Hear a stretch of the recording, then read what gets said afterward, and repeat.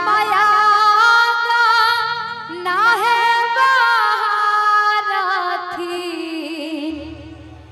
ना ना से झारा तलो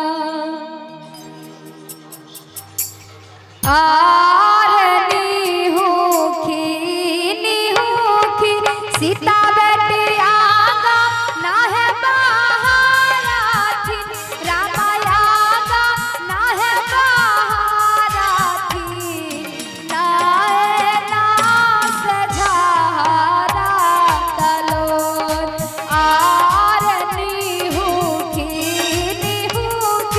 सीता बेटी आगा ना है बाराथी रामाया ना है बाराथी ना ना से झारा तलो।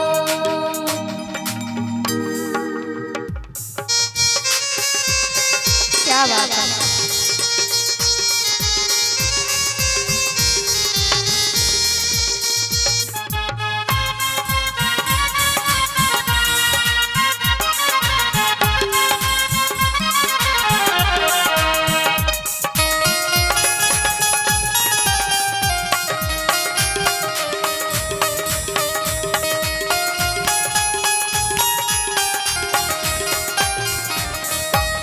और देखियो जो बेटी काने छे तो माँ घर से बाहर हो छथिन और माँ की पूछे छथिन से सुनियो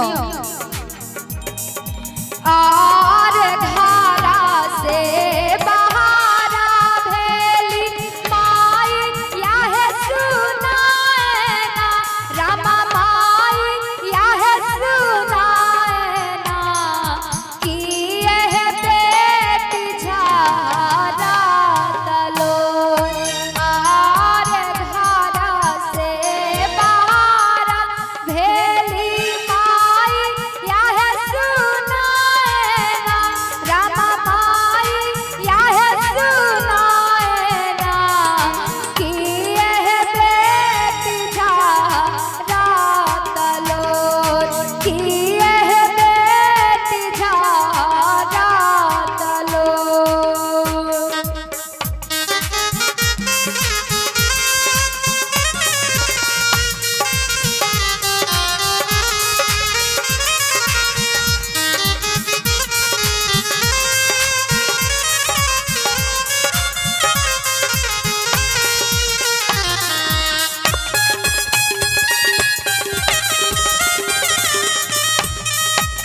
बहुत सुंदर इनाम नंदन यादव जी के सुगम से 101 टका के नाम। बहुत बहुत धन्यवाद, बहुत बहुत धन्यवाद।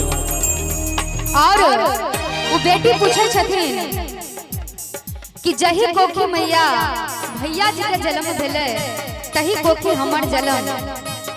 और सच बात है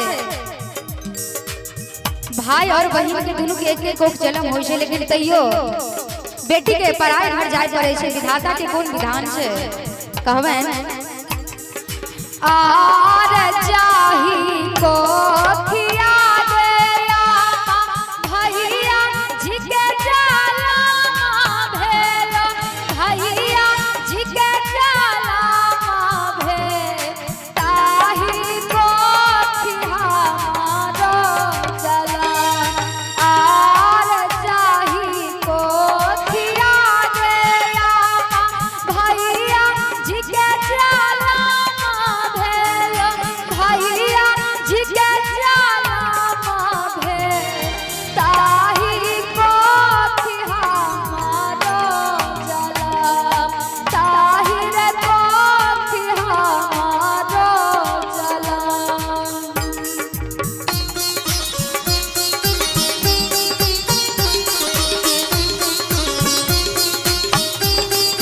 बहुत सुंदर।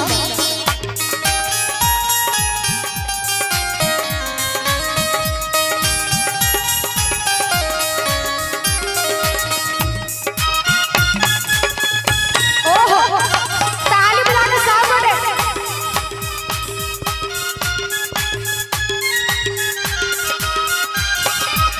तब अम्मा कहे छथिन बेटी सो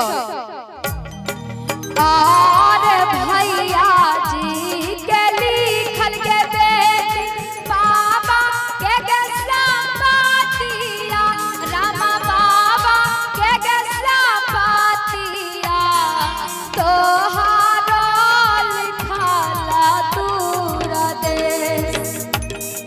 अम्मा कहे छथिन जय गोक ता बेटा के जन्म होय छै वह गोक बेटी के, लेकिन तैयो बेटी के दुर्देश किया लिखल रहे छै। कहे छथिन आरे चाही को